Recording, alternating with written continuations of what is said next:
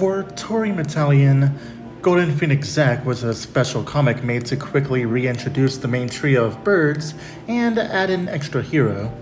I felt that the story of three birds stopping crimes and natural disasters was getting too old, so I decided to pull a blue SWAT and mix things up by adding a flashy extra hero, who was also an alien. That's right, aliens are now canon in this comic. And further entries in the Tori Senshi series would expand on that, especially Planet of Light. You might say this was lazy, and I'll actually agree with you on that. I just felt that even though I had more stories in mind for the trio, it felt safer for me to do this. Even though only 2 or 5 of you are watching this right now, and I shouldn't have cared. With that said, let's get to the main story here. The comic starts by introducing the main trio of TM. Chikara, the Red Eagle, who tried to fly to his nest when a forest fire occurred, and ends up impaling himself due to not being able to see through the smoke. Sakudo, the Yellow Emu, that lost his leg in a landslide, and Fukusha, the Green Parrot, who lost his wing to rubble in a house fire, and ended up saving his owners. In fact, Fukusha's owners repaid him and the others by giving them mechanical replacements and jobs as firefighters. The point of this is to help them embrace living with these attachments. In this instance, the three have significantly grown since the last time we saw them. Fukusha in particular is shown to be very strategic when it comes to saving people from a burning building, because he uses his wing and Sakudo's leg to create a makeshift zipline for the people to swing down. After their work is done, the commander, the oldest of Fukusha's owners, senses an unidentified energy near a power station. It's in this journey towards that energy where the personalities of the birds are shown. Chikara is collected, but slightly unsure of himself. Sakudo is the fast one that gets cocky and reckless at times. And Fukusha is the optimistic pacifist who can be serious and fight when he needs to. When the birds make it to that energy spike, they see 2 individuals fighting faster than the eye can see. A spiky humanoid and a bird in crystal-embedded armor. The trio implements their suits and go to see what's going on. When the armored bird can't get a good hit in, the trio helps by breaking the man's spiked armor. Just as the trio plans to arrest the humanoid, the armored bird tries to freaking end him, making Sakudo jump in the way of his sword. Luckily, his mechanical leg was chopped off. Sakudo and the bird have a back and forth while the humanoid, now revealed to be Golma, is properly detained. Then the bird teleports away. Back at the base, the data sent through TM suits were collected and compared. Long story short, both aliens are powerful. When Fukusha is asked if he can make some sort of plan, only to realize that he has no plan, he suggests just trying to talk to him. It's immediately shown that Zack doesn't want to get attached as he's a lone survivor of an Armada sieged by Goma, and he has been fighting him for a very long time. So long and so far that the two just happen to land on Earth. When Zack senses that Golma is free, he transforms with a crystal and chases after him while the trio follows suit. As soon as the trio arrives, Zack and Golma are resuming their fight as normal. When the trio helps break Golma's defenses again, his spiked armor is still on, and stronger than before. As Zack is blasted back, he shows he has the ability to heal himself through his crystals. The birds decide to use Zack's power for their advantage, with him giving them the Zack Sector and more enhanced abilities. The trio blitzed through Golma's army, which he made through pure desperation, and enhanced their abilities even further with their Turbo Unit ability. At the end of the comic, Zack has a newfound appreciation for TM, and they actually start to get along, unaware that Golma's ship is just off in the distance. Shortly after I made the comic introducing Zack, I made Volume 2 of Tori Metalion. This consisted of 4 chapters, but this time they weren't limited to 1 page, or 2 in Lifebird's case. This allowed the stories to be paced in more of a balance.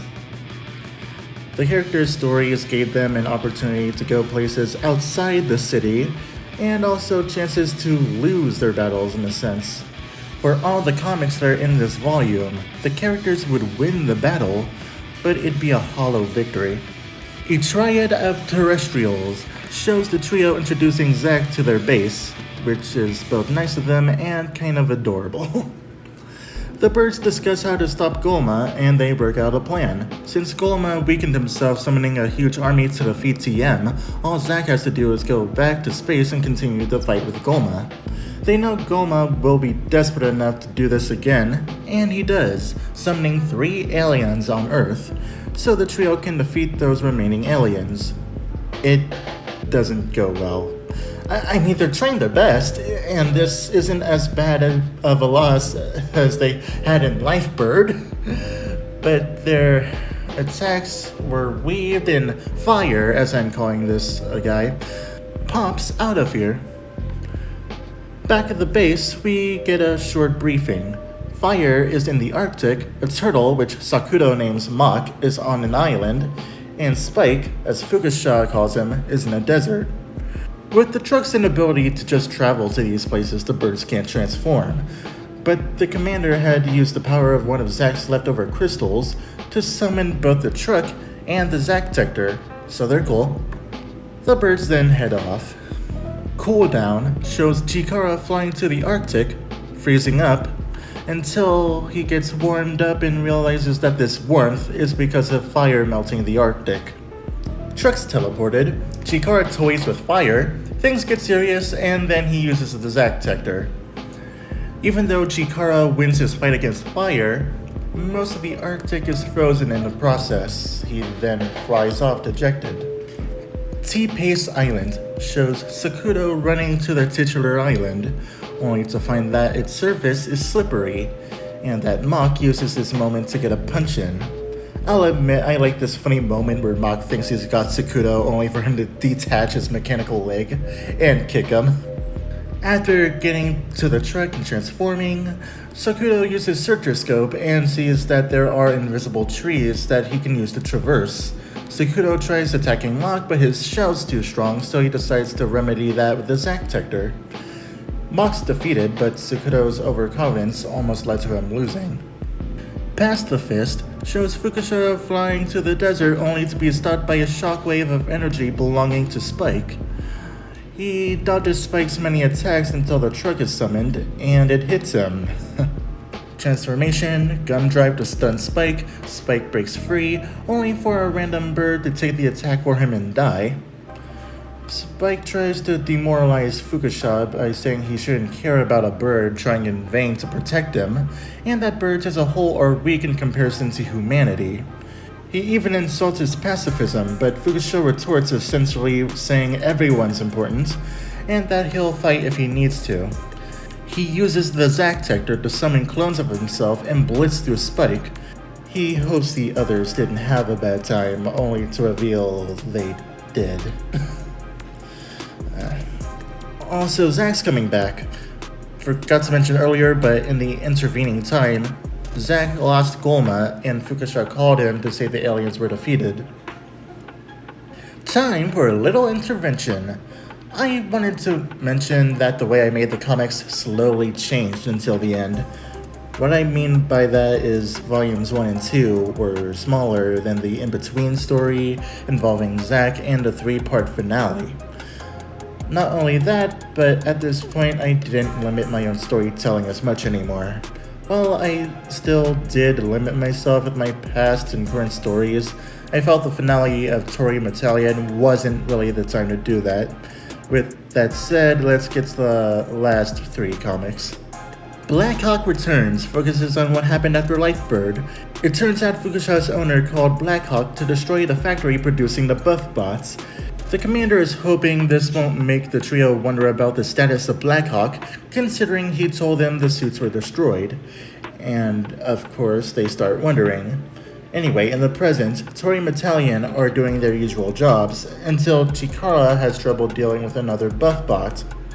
Chikara's Lifebird and Z-Shot, enhanced by the Zack Tector, defeats it, but a second, stronger bot appears just as the Tector wore off.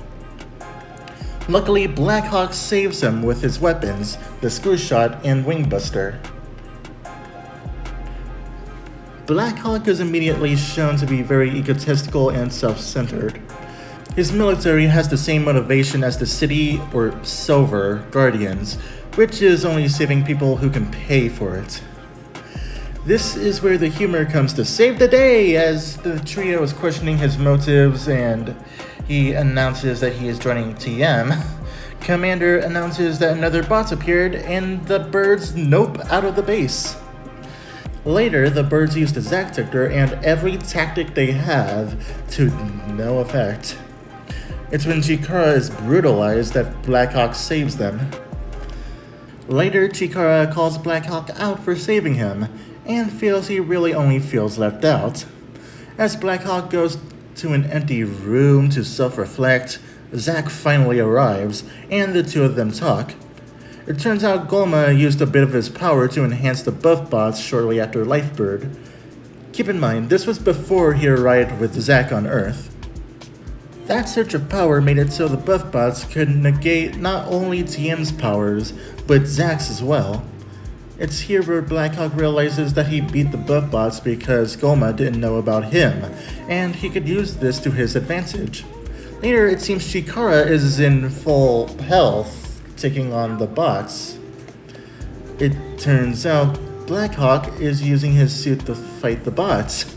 He uses the Zack Tector, Dual Flocker, and Lifebird to destroy the robots. With Chikara finally healed, he goes to thank Blackhawk. He is given a Zack Crystal so he can freely use the Zack Tector for destroying the rest of the robots.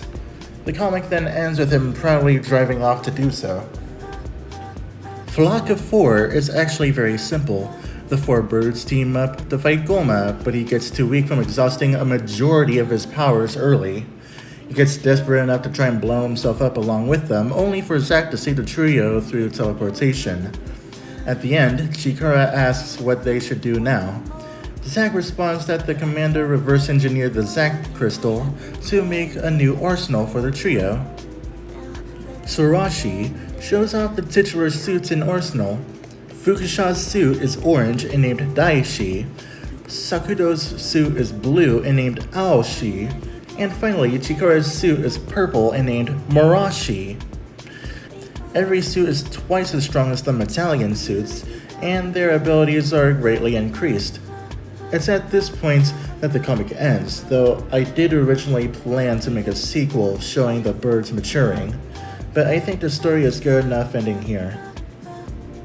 Before I end my review of this comic, I want to do something special for it. The birds made in this comic are strong enough that I actually wonder how strong they'd be if they fought against each other in a tournament or ranking system of some kind. So I'm taking inspiration from when YouTuber Shinta did this with the Kamen Riders and applying it to the birds in this comic. I call it the Tori Power Rankings. For Tori Metalion themselves, I'm going to refer to their new Sorashi suits so it doesn't get confusing. Chikara has a mechanical respiratory and digestive systems, allowing for infinite stamina and the ability to fire a beam that's 2,400 degrees Fahrenheit. His suit allows him to fight on par with Zack, at least in terms of punching power and at most in terms of defense. All he needs to do is tank anyone's attacks and either blast or blind them with the torso beam. He might have a bit of trouble keeping up with any of the other birds though.